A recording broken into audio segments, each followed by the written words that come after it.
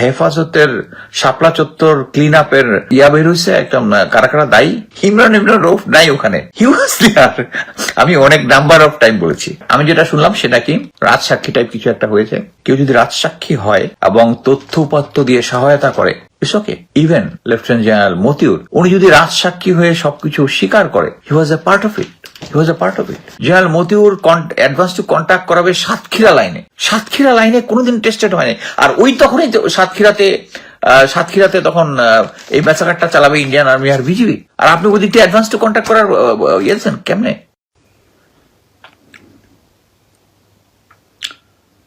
আসসালামু আলাইকুম। আজকে এসছি মূলত জাস্ট একটা প্রেজেন্ট সিচুয়েশনের একটা অ্যানালাইসিস দেওয়ার জন্য। অ্যানালাইসিসটা হচ্ছে মেইনলি আমরা সবাই দেখেছি যে প্রেসিডেন্ট চুপ্পু পদত্যাগ করেছে এবং প্রেসিডেন্ট চুপ্পু পদত্যাগ করার পরেই ধারাবাহিকভাবে অনেকগুলো ঘটনা ঘটতেছে। আমি দেখলাম ব্রিগেডিয়ার জেনারেল মেফতা, তারপরে নাজমুস সাকিব স্কোয়াড লিডার যে র্যাবে ছিল, লেফটেন্যান্ট জেনারেল মতিউর অ্যারেস্ট হচ্ছে। সো যাদেরকে এখন পর্যন্ত জেনারেল ওয়াকার সেভ করে রেখেছিল, যাদেরকে টাচ করতে দেয় নাই, সেই যে ডিফেন্সটা কিন্তু আস্তে আস্তে তাসের ঘরের মতো উবে যাচ্ছে। সো আমি যে জিনিসটা বলেছিলাম আগে যে জেনারেল ওয়াকারকে কিভাবে করতে হবে, কি বলে, চাকরিচ্যুত করতে হবে, সেই প্রফেসর ইউনুসের আমল থেকে তারপরে নির্বাচিত সরকার এসলো, যে আমি বারবার বলে আসছি যে জেনারেল ওয়াকার যদি চলে যায়, এই চুপ্পু যদি চলে যায়, তাহলে অ্যাডমিনিস্ট্রেশন রান করতে সরকারের, যে সরকার সেই সময় তত্ত্বাবধায়ক সরকার ছিল, এখন বিএনপি সরকার, তাদের জন্য সহজ হবে। এখন আপনি বুঝতেছেন যে যে সমস্ত জিনিস আটকে রাখছিল ব্রিগেডিয়ার মেফতা, নাজমুস সাকিব, এদের সবাইকে এখন পুলিশে হেফাজতে দিয়ে দেওয়া হচ্ছে। লেফটেন্যান্ট জেনারেল মতিউরের অ্যাকচুয়ালি অ্যারেস্ট হওয়ার কথা ছিল সেই তত্ত্বাবধায়ক সময় আমলে।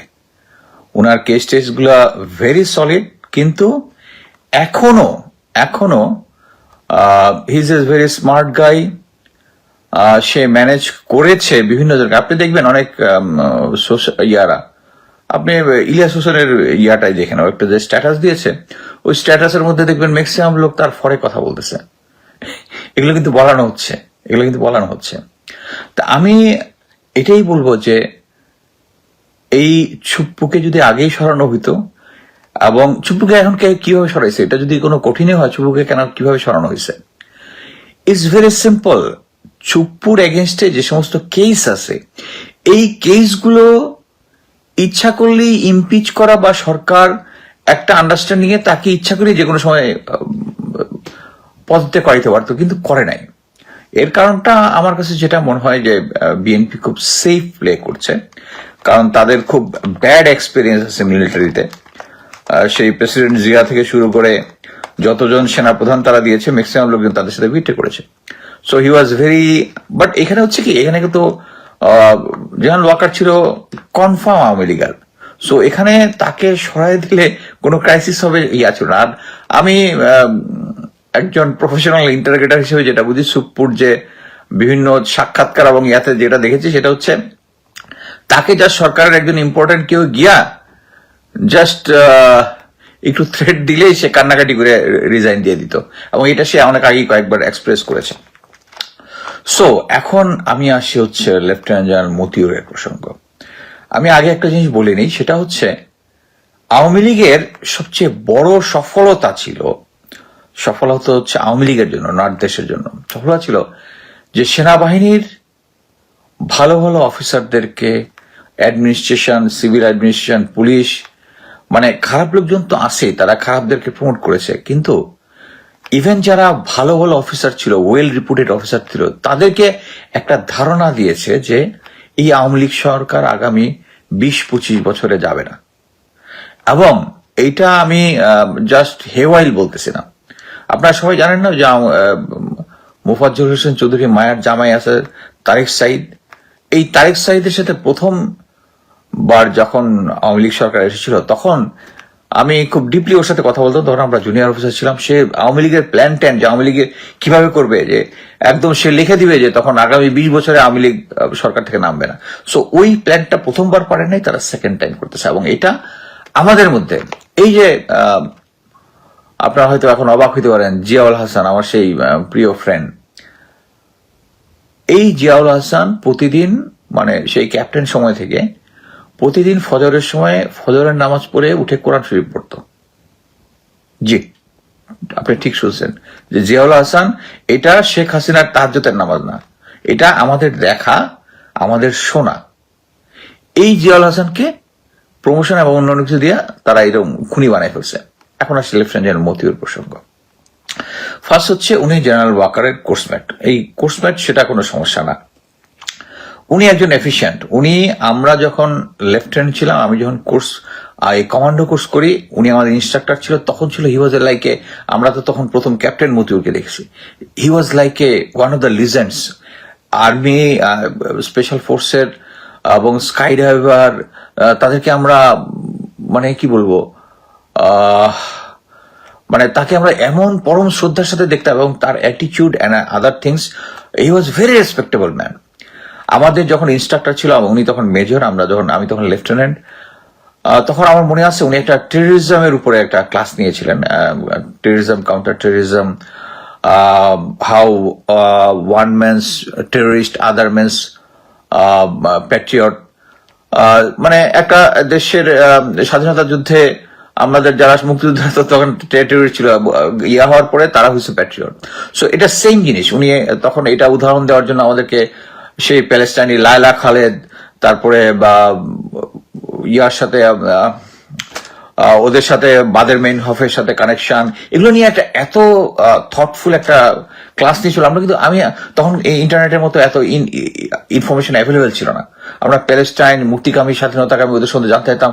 উনি একটা অ্যামেজিং ক্লাস নিয়েছিলেন, এবং ওনার ক্লাস নেওয়া এবং ইয়াতে কোনো ডাউট নাই যে আমরা ওনাকে প্রচন্ড শ্রদ্ধা করতাম। কিন্তু এই শ্রদ্ধার লোকটা অ্যাকচুয়ালি, আমি বলবো না যে উনি কখনো ট্রিগার টিপ, উনি র্যাবে ছিলেন, উনি ডিজিএফআইতে ছিলেন, নিজে ট্রিগার টিপেন। কিন্তু চৌধুরী আলমের যে কেসটা, ওই সময় তো উনি র্যাবে ছিলেন, তার আন্ডারেই জিয়াউল হাসান ছিল। জিয়াউল হাসান কাজটা করেছে, উনি ট্রিগার টিপে নাই, কিন্তু উনাকে তো রেসপন্সিবিলিটি নিতে হবে। উনি ডিজিএফআইতে ছিল, আমরা তাকে এত শ্রদ্ধা করতাম। তারপরে উনি ডিজিএফআইতে যখন ছিল, উনি তার নিজের আত্মীয় স্বজনকে শুধু অনেক কন্ট্যাক্ট দিয়েছে, ওই কন্ট্যাক্টের মাধ্যমে আত্মীয় স্বজনকে বড়লোক করেছে। জি, করেছে, উনি সুবিধাটা নিয়েছে।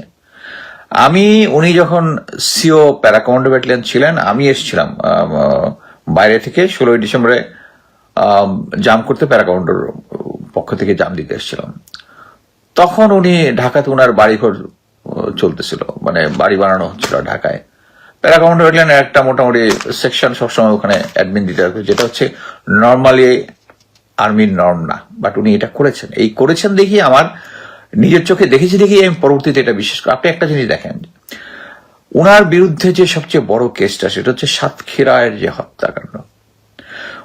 উনি অনেক মিলিটারি অনেক অফিসারকে বলেছেন যে এই ঘটনাটা তাকে না জানিয়ে তারেক সিদ্দিকী করেছে। এটা ডিসেম্বরে হয়েছে, তাই না? তখন উইন্টার কালেকটিভ চলতেছিল, শীতকালীন যৌথ প্রশিক্ষণ চলতেছিল। উনার ফোর্সের এপিসি টেপিসি থেকে শুরু করে সব ছিল আউটস্কার্টে, ইয়ার কি বলে ওই পিলখানা, সাতক্ষীরা ওখানে। আর বিজিবি আর ইন্ডিয়ান আর্মি ওখানে ঢুকে ম্যাসাকারটা করেছে। এখন আপনাকে না জানিয়ে করেছে, আপনি ওখানে ফোর্স ডিপ্লয় করেছেন। এর সাথে আরো একটা আছে, ওই উইন্টার কালেকটিভে আমরা যে অ্যাডভান্স টু কন্ট্যাক্ট করি, শত্রুর দিকে হওয়া, এই অ্যাডভান্স টু কন্ট্যাক্ট যশোরের ক্ষেত্রে সবসময় হওয়া উচিত। যশোর চৌগাছা যেটা হচ্ছে টেস্টেড, 71 তাই হয়েছে। আর আপনি দিয়েছিলেন যে অ্যাডভান্স টু কন্ট্যাক্ট করবেন, সাতক্ষীরা দিয়ে। আপনি সাতক্ষীরা দিয়ে অ্যাডভান্স টু কন্ট্যাক্টের প্রপোজাল আপনি দিয়েছেন আরডকে। It's all are written document. আপনি কেন তাহলে ওই বছরই জিওসি থাকা হচ্ছে সাতক্ষীরার দিকে অ্যাডভান্স টু কন্ট্যাক্টর দিয়ে আপনার ফুল ফোর্স ওখানে ডিপ্লয় রেখেছিলেন? সো আপনি যদি বলেন তারেক সিদ্দিকী আপনাকে না জানিয়ে কাজটা করেছে, নট অ্যাকসেপ্টেড। আপনি একজন ভালো অফিসার, জেনারেল মতিউর একজন ভালো অফিসার, ওয়েল এডুকেটেড অফিসার, কিন্তু আপনি লেফটেন্যান্ট মেজর জেনারেল হুমায়ুন, আপনাদের কোর্সের যে বিএসইউ সোর্ড অফ অনার, তার থেকে ভালো আপনি না। যিনি ইউএনএ ফোর্স কমান্ডার থেকে শুরু করে ইউএসএ তে ছিলেন, ইউএনএ ছিলেন, উনার যে ট্র্যাক রেকর্ড, উনার মতো একজন, আচ্ছা আমি ধরে নিলাম যে আপনি সহি একজন মানুষ, তো হুমায়ুন স্যারও তো সহি মানুষ, উনাকে লেফটেন্যান্ট জেনারেল কেন বানাবে? আপনাকে কেন বানাইছে? আপনাকে কেন ডিজিএফ দিছে? আপনাকে কেন র্যাবে দিছে? এটা বুঝতে হবে আপনাকে, জনগণকে বুঝতে হবে যে এখন এই মুহূর্তে আপনি যতটুকু খবর নিয়ে জানলাম, উনি কিন্তু এখন অ্যারেস্ট হননি। এর কারণ হচ্ছে বর্তমানের যে আইসিটির যে চিফ প্রসিকিউটর আছেন, সম্ভবত আমিনুল নাম, উনি জেনারেল ওয়াকারের সাথে একটা আন্ডারস্ট্যান্ডিং এ এসছেন অনেক আগে। এটা হচ্ছে আমি বলতেছি আগের ইয়াতে আসছিলেন যে উনি নাকি কি এই কেসটাকে, উনি চৌধুরী আলমের কেসটা যখন চৌধুরী আলম গুম হয়, এই সময়টা এই কেসটা আইসিটি না তোলার জন্য অনেক জায়গায় পার্সু করেছেন, নতুন যে ইয়া হওয়ার পরে এখনো চেষ্টা করতেছেন উনার নামে গ্রেফতারি পরোয়ানা বের হওয়ার পরেও চেষ্টা করতেছে যাতে উনাকে অ্যারেস্ট করা না হয়। আমি আমার নামে অনেক ধরনের প্রোপাগান্ডা আছে যে আমি মিলিটারি অফিসারদের, মিলিটারিতে চাকরি করে, একটা জিনিস ভাই বুঝেন, মিলিটারি অফিসার আমি, কিন্তু আমি আগে দেশপ্রেমিক। আমি, আমার দেশ is more important than my friends, even family. আপনাকে এটা বুঝতে হবে যে ফ্রেন্ডস অ্যান্ড ফ্যামিলি থেকে দেশ অনেক উপরে, এখানে কারো ইয়া নাই। আমি এই জিনিসগুলো এক্সপোজ করি কারণ আমি চাই ফিউচার বাংলাদেশ সেনাবাহিনীর যারা অফিসার আছে, সৈনিক আছে, তারা যেন বুঝতে পারে, তারা যেন মাথার ভিতরে এটা ঢুকায় দেয়, যেটা আওয়ামী লীগ ঢুকাইছিল, যে ভারতের সাথে আন্ডারহ্যান্ডিং একটা কানেকশন থাকা is okay, even it is honourable. লোকজন কথা বলে বলতো, আমি আপনাকে আগে একবার বলছিলাম যে কর্নেল ইমরান ইবনে রৌফ আমার কাছে স্বীকার করেছে সে তার ইন্ডিয়ান তার কানেকশন আছে। ও আর একটা জিনিস আপনি দেখেছেন না, হেফাজতের শাপলা চত্বর ক্লিন আপের মামলা ইয়া বের হয়েছে, একটা কারা কারা দায়ী? ইমরান ইবনে রৌফ নাই ওখানে, হি ওয়াজ দেয়ার। আমি অনেক নাম্বার অফ টাইম বলেছি, বাট আমি যেটা শুনলাম সেটা কি রাজসাক্ষী টাইপ কিছু একটা হয়েছে। ওকে ওকে, কেউ যদি রাজসাক্ষী হয় এবং তথ্য উপাত্ত দিয়ে সহায়তা করে, it's okay. Even general lieutenant general Motiur, উনি যদি রাজসাক্ষী হয়ে সবকিছু স্বীকার করে, উনার কেসটা উনাকে হালকা দেখাইতে, বাট উনাকে আগে প্রথমে স্বীকার করতে হবে হি ওয়াজ এ পার্ট অফ ইট।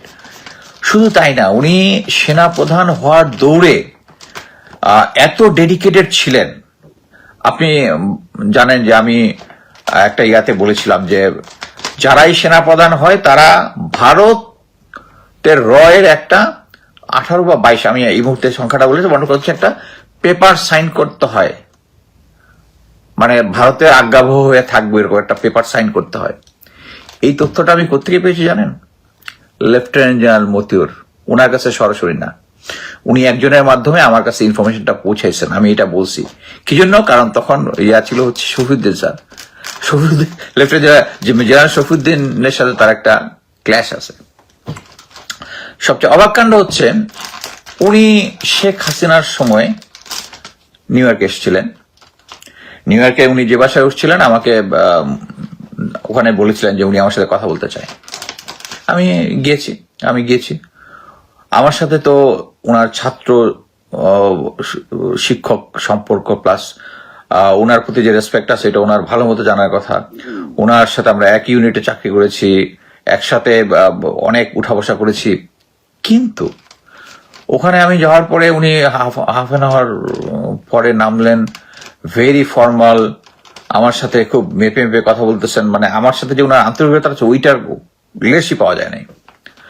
পরে আমি ভাবলাম যে আমি যেহেতু তখন মোটামুটি তখন শেখ হাসিনা অ্যাকচুয়ালি পতনের 3-4 মাস আগের ঘটনা। আমি ভাবছিলাম উনি তখন হয়তো বা জাস্ট রিটায়ার করেছেন বা করবেন, বা এলপিআর আছেন সম্ভবত। আমি ভাবলাম উনি হয়তো কোনো তথ্য দিবেন যেটা শেখ হাসিনার এগেনস্টে বা কোনো কিছু। আমি অবাক হয়ে গেলাম, উনি অ্যাকচুয়ালি আমাকে যা বললেন জেনারেল শফিউদ্দিনের এগেনস্টে কিছু কথাবার্তা, কিছু দুর্নীতি নিয়ে আমাকে বললেন। আমি জেনারেল শফিউদ্দিন নিয়ে অনেক কথাবার্তা বলছি, this not a new issue. এমন যদি হইতো যে এমন একজন যে ক্লিন ক্যারেক্টারের শো করতেছে, বাট অ্যাকচুয়ালি সে জেনারেল শফিউদ্দিনের ব্যাপারে সবাই আমরা জানি, he is a corrupt man, he was not an honesty শুধু না, অনৈতিক লোক ছিল, এটা আমরা সবাই জানি। এখানে নতুন ভাবে কোনো কিছু করার কিছু নেই। উনি আমাকে অ্যাকচুয়ালি খুব ফর্মালি, আমি সরকারের এগেনস্টে কিছু বলে কিনা, শেখ হাসিনা কিচ্ছু বলে না। উনি সরকার, মানে সরকার ঠিক আছে, জেনারেল শফিউদ্দিন ঠিক নাই। সো এখানে যে প্রপাগান্ডা চলতেছে, এই প্রপাগান্ডার মানে আমি এটা নিয়ে আসতাম না, বাট প্রপাগান্ডার ধরন দেখে আমি অ্যাকচুয়ালি আসতাম যে পাবলিক কি মনে করতেছে, জেনারেল কি বলে, মতিউর একজন ভালো মানুষ, অফকোর্স উনি ভালো মানুষ ছিলেন, কিন্তু উনি প্রমোশন এবং সেনাবাহিনীতে উপরে যাওয়ার আকাঙ্ক্ষাটা তাকে প্রতিটা পদে উনি কম্প্রোমাইজ করেছেন। এবং উনি যেহেতু ভেরি স্মার্ট ম্যান, কানিং, আমি বলবো কানিং, ভেরি স্মার্ট ম্যান, উনি কোনো জায়গায় সরাসরি ট্রিগারে চাপ রাখেন নাই, কিন্তু উনার আন্ডারে সবাই এটা করছে এবং উনি সব জায়গায় বলার সুযোগ পেয়েছেন যে এটা আমার অজান্তে হয়েছে। এতগুলো জিনিস একসাথে হইতে পারে না। আপনি একজন অনেস্ট অফিসার যদি হয়ে থাকেন, শেখ হাসিনা কোনো অনেস্ট অফিসারকে প্রমোশন দেয় না। খুব ভালো ক্যাটাগরির অফিসারদেরকে, এই যে হুমায়ুন স্যার মেজর জেনারেল পদ হয়েছেন ওনার নিজের কোয়ালিটি দিয়ে, কিন্তু ওনাকে লেফটেন্যান্ট জেনারেল করে। আপনাকে কি দেখে লেফটেন্যান্ট জেনারেল বানালো সেটা বলেন, আপনি তো হুমায়ুন স্যার থেকে ভালো না। সো এই জিনিসটা আমি দেখলাম যে অনেক জায়গায় এখন খুব প্রোপাগান্ডা হচ্ছে এবং অনেকে বিশ্বাস করা শুরু করছে যে জেনারেল তারেক সিদ্দিকী জিওসি কে না ছাড়িয়ে এই কাজটা করেছে। এটা সম্ভব না। যেখানে ইন্ডিয়ান আর্মি ইনভলভ হবে, সেখানে আমাদের মিলিটারির রেসপন্সটা কনফার্ম না করে ইন্ডিয়ান আর্মি ঢোকার কথা না। কারণ ইন্ডিয়ান আর্মি, আমি যেটা জানি সেটা হচ্ছে তাদের যতটুকু স্টাডি করেছে, দে আর ভেরি মাচ, তাদের ডিফেন্সিভ মেকানিজম হচ্ছে মানে যে জিনিসটা প্রফেশনালরা, আমরা যে অ্যাটাকে যখন যাই, ওরা অ্যাটাকে যাওয়ার আগে একটা ডিফেন্স তৈরি করে, যাতে এই জায়গাটা হোল্ড করে। আমরা তো অ্যাটাকে যাওয়ার আগে ডিফেন্স তৈরি করি, অ্যাটাক মানে অ্যাটাক করে ওই জায়গা দখল করবো, আদারওয়াইজ যদি রাউটেড আউট হয় অন্য ভিন্ন জিনিস, ওরা আগে ডিফেন্স তৈরি করে। সো ওরা জিওসির কনফার্মেশন না নেয়। যেখানে আরেকটা জিনিস হচ্ছে অলরেডি মানে বাংলাদেশ আর্মি অলরেডি ডেভেলপমেন্ট, তারা শীতকালীন প্রশিক্ষণ চলতেছে সাতক্ষীরা ইয়াতে। এটা কি একটার সাথে একটা কানেক্টেড না? General Motiur advance to contact করাবে সাতক্ষীরা লাইনে কোনোদিন টেস্টেড হয়নি। আর ওই তখনই সাতক্ষীরাতে তখন এই ম্যাসাকারটা চালাবে ইন্ডিয়ান আর্মি আর বিজিবি। আর আপনি ওই দিকটা অ্যাডভান্স টু কন্ট্যাক্ট করার ইয়েছেন কেমনে? কেউ না যায় না। সো আমি একটা জিনিস এটাই বুঝাতে যাচ্ছি যে জেনারেল মতিউর খুব ভালোভাবে জানতেন কি জিনিসটা হচ্ছে। ওনার এখানে ইয়া বলার সুযোগ নাই। উনি র্যাবে ছিলেন, র্যাবে উনি থাকার সময় তার আন্ডার কমান্ডাররা গুম খুন করেছে, এটার দায়িত্ব উনি দিতে হবে। ডিজিএফআই তে উনি ছিলেন, যে সমস্ত কাজ ওখানে হয়েছে গুম খুন, ওগুলোর দায়িত্ব ওনাকে নিতে হবে। এবং সরকারকে বলবো যে আমরা ছোট র্যাঙ্কে মিলিটারিতে চাকরি করতে পারি, কিন্তু আমরা মানে আমি বলতেছি গোয়েন্দা সংস্থার চাকরি করছি, মানুষকে চিনি এবং মানুষের মনস্তত্ত্বটা বুঝি। এই কেউ যদি না বুঝে এই কি বলে এই চুপ্পুর মনস্তত্ত্ব, ওরে একটা ধমক দিলেই সাথে সাথে পদ্ধতি করানো যাইতো। আপনারা এটা করেন নাই, বাট এখন করছেন। আমি এই জিনিসটা অ্যাপ্রিসিয়েট করি যে এখন ওকে সেফটি রেখা ইয়া করছেন। ধীরে ধীরে এখন জেনারেল ওয়াকারের স্ট্রেংথ কমে যাচ্ছে। এই কারণেই আপনারা এখন গুম খুনের সাথে জড়িত অফিসারদেরকে তারা হাওয়ালা করতে বাধ্য হচ্ছে। একটা জিনিস মানে সরকার ভালোভাবেই বুঝে, সেটা হচ্ছে মাননীয় প্রধানমন্ত্রী তারেক রহমান এটা আমি আগে বলেছি, 98 জিওসি কে চেঞ্জ করার জন্য বলার 2 মাস পর্যন্ত জেনারেল ওয়াকার মুভ করে নাই। কারণ কি? স্ট্রেংথ হচ্ছে সেই চুপ্পু। কারণ তাকে ইয়া করতে হলে চুপ্পুর সাইন লাগবে, আর চুপ্পুরে কন্ট্রোল করার কোনো ব্যাপারই না। এবং আমি বলবো সরকার এটা ইচ্ছা করলেই আরো আগেই করতে পারতো, বাট দেরিতে হইলেও এখন যেটা করছে আমার মতে এখনই ইমিডিয়েটলি অ্যাকচুয়ালি জেনারেল ওয়াকারকে সরিয়ে দেওয়াটা উচিত। যে ভয়টা উনি পায় সেটা হচ্ছে উনি একটা কু করে ফেলবে, ওনার কু করার কোনো ক্ষমতা নাই। বাংলাদেশ সেনাবাহিনীর সমস্ত ম্যাক্সিমাম অফিসাররা যারা আছে তারা কেউই নাকি সমর্থন করে না, ফুল স্টপ করে না। উনি এই 9 জুলাই ছাত্র জনতার বিরুদ্ধে পক্ষে দাঁড়াইছিল যখন দেখছে তার জুনিয়র অফিসার তার সাথে নাই, ফুল স্টপ, এটার সাথে কোনো ইয়া নাই। আমি কয়েকদিন আগে ব্রিগেডিয়ার জেনারেল শামসারের রাওয়াতে একটা স্পিচ দেখলাম, উনি খুব সুন্দরভাবে প্রতিটা জিনিস বলেছেন। আমাদের সেনাবাহিনী রিটায়ার্ড অফিসারদের যে মনের বাসনাগুলা উনি সবগুলো একে একে করেছেন, is a very good thing. But আবারও বলি, উনি বলেছেন কিন্তু আমরা তো কার্যকর দেখতে চাই। আমরা দেখতে চাই পিলখানা হত্যাকাণ্ডের বিচার হচ্ছে, যারা যারা এটার সাথে ইনভলভ তারা ধরা পড়তেছে, তাদেরকে অ্যারেস্ট করা হচ্ছে, বিচার করা হচ্ছে। সিনা হত্যার মামলার প্রদীপ ফাঁসিতে ঝুলতেছে, মেজর জাহিদের যে হত্যাকাণ্ড যেটা হয়েছে এটা হতেছে। এছাড়া এই রিলেটেড যত কিছু আছে সেনাবাহিনী রিলেটেড, কারণ একটা জিনিস বুঝতে হবে, সেনাবাহিনী যতই আওয়ামী লীগ সরকার সেনাবাহিনীকে করাপ্টেড করছে, তারপরেও এই আওয়ামী বিরুদ্ধে আন্দোলনের একটা ইম্পর্টেন্ট সময়ে রিটায়ার্ড অফিসাররা যখন মাঠে আসে, এটা দেশ এবং জনগণকে প্রচন্ডভাবে উদ্দোলিত করেছিল। জনগণ যেভাবে শেখ হাসিনার বিরুদ্ধে দাঁড়িয়েছে, এটা রিটায়ার্ড অফিসারদেরকে অনুপ্রাণিত করেছে। আর রিটায়ার্ড অফিসাররা যখন গ্রাউন্ডে নামছে, তখন এটা একটা বিশাল সিচুয়েশন হয়েছে, এবং যেটা অ্যাকচুয়ালি শেখ হাসিনা কন্ট্রোল করতে পারেনি, চলে গেছে। জেনারেল ওয়াকারের দোষ ত্রুটি এত কিছু বলার, মানে আমি বলতে বলতে শেষ, এখানে আর কোনো কিছু বলার নাই। আমার কথা হচ্ছে, চুপ্পুরকে এখন অ্যারেস্ট করতে হবে। তার এগেনস্টে যেটা একটা অ্যাকচুয়ালি আপনি সবাই জানেন আমার মেইন অ্যাকাউন্টটা ডিসেবল করে দিছে। এটা আমি জানি, আগে সবসময় গোয়েন্দা সংস্থাদের আমাদের ডিজিএফআইএসআই কে করতাম, ওরা করে নাই, এটা ভারতের করছে। কেন? আমি যখন ওই যে ত্রিবেদী তো এই যে নতুন অ্যাম্বাসেডার যখন আসলো, তাকে মন্ত্রীর পদমর্যাদা দিল, এটা নিয়ে যখন একটা এক্সপ্লেনেশন দিলাম, এটা বেশ ভাইরাল হয়েছিল। ভাইরাল হওয়ার যতই ভারতেছে ভাইরাল হইতেছে, তারপরে দেখলাম আমার ইয়াটা ডিসেবল করে দিছে। আমি এই চুপ্পুর এটা নিয়ে একটা পোস্ট দিছি, আমি এখন পর্যন্ত দেখলাম যে এইটা অলমোস্ট 1 মিলিয়ন ভিউ হয়েছে আমার নতুন অ্যাকাউন্টে। 1 মিলিয়ন ভিউ হয়েছে এটা। সো এবং সবে মানে 99% হচ্ছে চুপ্পুর এগেনস্টে। সো এটা হচ্ছে ক্লিয়ারলি জনগণ চাচ্ছে এই চুপ্পুকে, যার এগেনস্টে এই ধরনের দুর্নীতির অভিযোগ আছে, প্রমাণিত দুর্নীতির অভিযোগ, তার যে সরকার, তার যে ক্যারিবিয়ান একটা কান্ট্রির পাসপোর্ট আছে, এটা সরকার কাছে এই সমস্ত প্রমাণ আছে, সরকার কাছে এই সমস্ত প্রমাণ আছে। এইগুলোতে এখনই প্রেসিডেন্ট এরশাদকে ধরা হয়েছে, অতএব এখানে এই সমস্ত আর্টিকেল 51 কি জানি বলছে, দ্যাট বুলশিট। এবং আমি ডক্টর জাহিদকে আমি কখনোই ইয়া দিতাম না, বাট এই অনেকদিন পরে দেখলাম একটা ভালো কথা বলছে যে যখন দায়িত্বে নাই তাকে ধরা যাবে, অতএব তাকে অ্যারেস্ট করা হোক, এটাই আশা করি। এবং সেনাবাহিনীকে এই মানে আমি মনে করি যে সরকারের এখন উচিত হচ্ছে ওইটাই, সেনাবাহিনী চুপ্পু শেষ, জেনারেল ওয়াকারকে সরানো, এবং ভারতের সাথে কানেক্টেড যারা আছে তাদেরকে একে একে সবাইকে সরাই দেওয়া। এবং এই জিনিসটা শুধু ইয়াতে না, যা পুলিশ বাহিনীতে, মিলিটারিতে, সিভিল প্রশাসনে, ইভেন মানে আমার কথা হচ্ছে যারা অ্যাকচুয়ালি চায়, আমি যেহেতু প্রশাসনে কাজ করেছি, আর্মিতে কাজ করেছি, ইভেন আমি জানি যারা যারা কারা কারা ইন্ডিয়ার সাথে কানেক্টেড। কেউ যদি গোয়েন্দা সংস্থা যদি আমার সাথে জোগাড় করে, লাভ টু হেল্প। এটা এমন একটা জিনিস যে একজনকে আপনি ধরবেন, ওইটার কে কথা বললেই কানেক্টেড অনেক কিছু আপনি পেয়ে যাবেন,